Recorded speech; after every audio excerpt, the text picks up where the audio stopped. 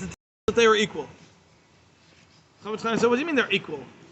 How could you possibly say they were equal? The Torah itself says that Moshe was the greatest prophet ever, and the Torah itself says that Moshe was the most humble person ever. So by definition, Aaron wasn't as great. So how can you tell me they were equal? The answer is because Aaron gave 100% and Moshe gave 100%, so they're equal. He had a different job too. Right. And even though his job might seem greater in a certain respect, that doesn't make it that you're better. Rav Aaron Kotler Zechron Lebracha, he was once here. They're having the Knesset Gedolah, which was this great assembly of rabbis. They used to have like a convention, and it started in Europe in the times of the Chavetz Chaim, actually, before the Chavetz Chaim, during the times of the Chavetz Chaim, and they'd have this great assembly of all the great rabbis from around the world. They would all come together and discuss Klal Yisrael's issues. And at one, someone was speaking and he was talking about how there's a bracha that says that someone who fulfills Torah while he is poor will be given a bracha that they will fulfill it while they are rich.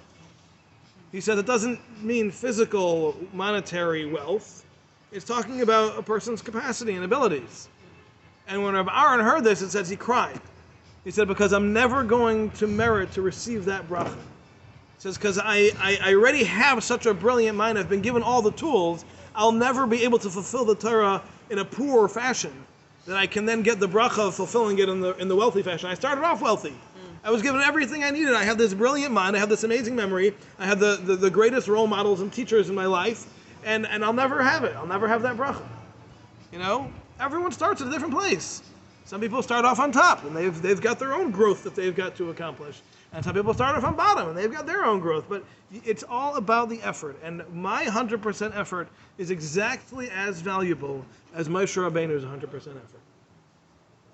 And as Jody's 100% effort. 99%. All right. Now that everyone's comfortable with this,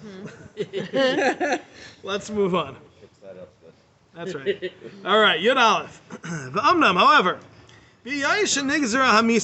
since death was decreed on man, as we learned about already earlier, so that means that this combination of the body and soul needs to be separated from some time. Then it'll go back together. It'll join back together again. So even during this time of separation, when the body and soul are separated from each other, each of these two parts should have a place that is appropriate and designed for this time of what is necessary during this time of separation. So the body has to have its circumstances for after it's been separated until it can be recreated, and the soul has to have its place for while it's waiting for the body to go through that process before it can be put back in. So, the body needs, and this is in contrast to or contradistinction to the soul, that it needs to go back to its base, to its source. And it needs to, its makeup needs to be dissolved, and its whole form needs to come apart. Right? Disintegrate, essentially. And this is, as we've said, because it needs to shed the impurity that was infused in it through sin. And since it came from the dust of the earth, that's where it's going to return to. And that is what Hashem said to Adam after he sinned. Since you came from the dust, you will return to the dust. So, what's happening here is that the body needs to be purified. In order to be purified, as we said, it's got to be broken down to its most basic parts in order to clear it of heart. You take a metal, right? You have to get all the alloy, right? You got to purify it. You got to smelt it. You got to melt it down and then separate everything from each other and get just exactly what you need. and then get rid of everything else. So that's what happens to the body. The body needs to disintegrate in order to shed all of its physicality, because essentially all of sin stems from our connection to physicality, right? As we've discussed many times. That's where it all comes from. So when Adam sinned, and it's not by chance that was through a physical act of eating, just by the way, the body incorporated the Yetzer Hara into itself, meaning the body incorporated the desire for physicality into itself, and with that all the other humanistic desires of honor and fame and respect and wealth and all those other things. All of that came into the body, and in order for the body to be recreated in a pure form, it has to go back to what it was before then. And that is something which is almost predominantly spiritual. So therefore, it has to shed the physicality. So the body, as we know it, all we see of the body is pure physicality. But the reality is that there's something there that's not. There's something there that's holier than the physicality of bones and skin and flesh. And that's all going to melt away. That's all going to disintegrate, and that goes away. And then the luz, as we've explained, the luz bone, which is that one bone that didn't benefit from the eating of the tree of knowledge because it only benefits from the eating that takes place after Shabbos, therefore was not affected by this sin, and therefore that is going to remain, and that's what the body will be able to be recreated from. But again, the purpose of all this happening is in order to rid even the physicality of man from its connection to physicality, which sounds like a bit of a paradox, but it makes sense. Because remember, the body is able to be elevated by the soul and reach spiritual heights itself to the point that it can experience the spiritual splendor of Hashem even as a body with some degree of physicality, but it's about its connection to physicality, its desire for physicality.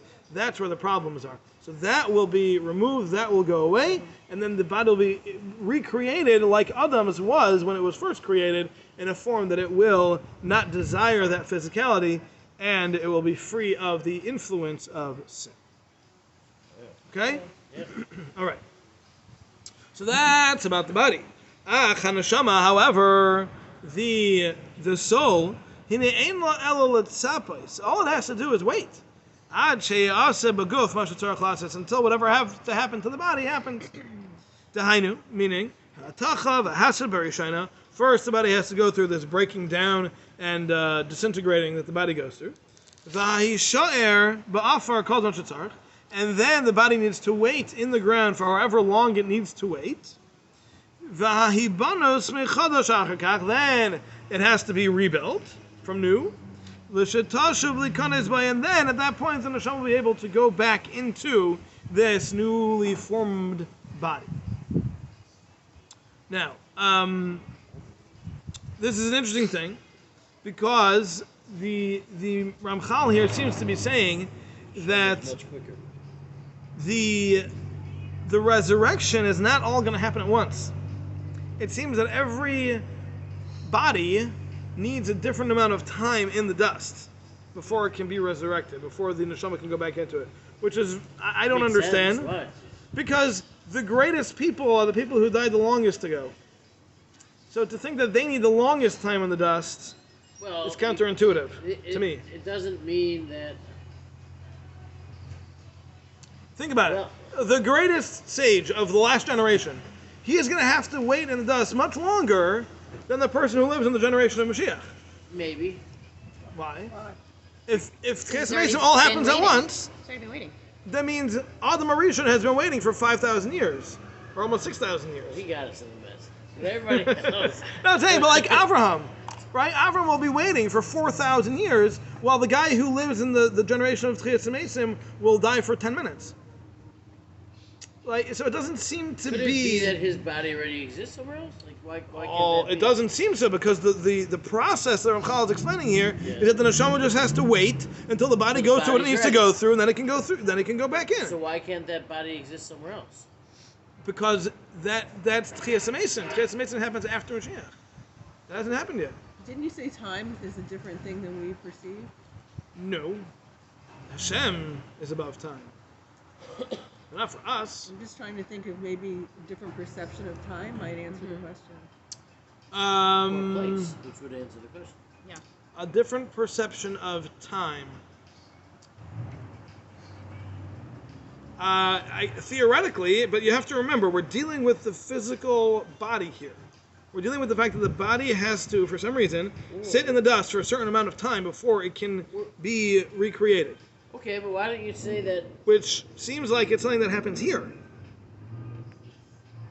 It's But sitting maybe in the their dust body now, is ready. here, today. Maybe their body is ready. Because he says that the process is when the body is ready, then the neshama goes back in. That didn't happen yet. So maybe the levels of perception came earlier, Not that it and it needs takes to, but- longer to create that level of perfection. So that's what I'm saying. So you're saying is that the greatest people live the longest to go, and therefore they need the most time in the dust because their bodies have been the most affected.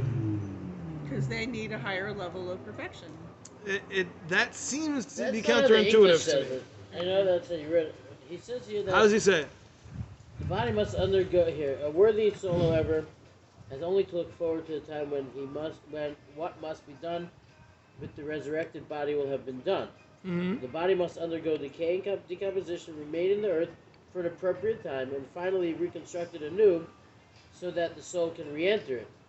It doesn't mean that it needs to be reconstructed and it needs to be go through its thing so that it can be reconstructed and put in. But it doesn't mean that the body necessarily is going to get the soul back as soon as it's ready. It sounds like it's just Something for something an that appropriate needs to, time. Right. Yeah. It sounds like it needs to just go through whatever it needs to go through, and then when the neshamas are ready. But if you read No, on... but then, Sorry, go ahead. remember, I know, right? the neshama doesn't have to wait. I mean, the neshama has to wait. The neshama doesn't need to do Neshama has to anything. wait anyway. The neshama just has to wait. That's all it has to wait, right? The neshama doesn't need anything. The neshama is already where it needs to be. The neshama is just waiting for the body to get in a state that it's ready. So the neshama doesn't have to wait for itself. It has to wait for the body. Or until whatever appropriate time is good. No, he says what the appropriate time is. He says he needs to wait for the body to go through what it needs to go through. Which means that all the waiting is for the body to go through what it needs to go through. Now, if we all were resurrected at the same time in the future, that means that some people will have been waiting a different amount of time than others. Yeah.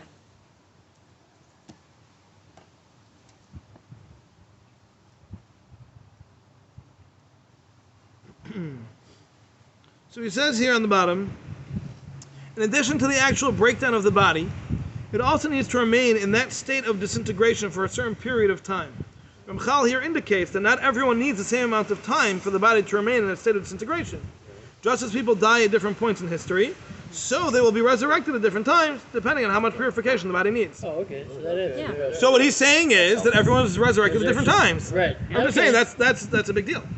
We might not be for another 5,000 years. But that's my that's point, a- that's a because bit- that whole Okay. era is only 1,000 years long. Well, But this amazing, I thought was so it's not simultaneous. That's what the Ramchal seems to be saying here. Yes, it does seem to be saying that we will not all be resurrected at the same time. I'm just saying that's a very eye-opening concept. That's all.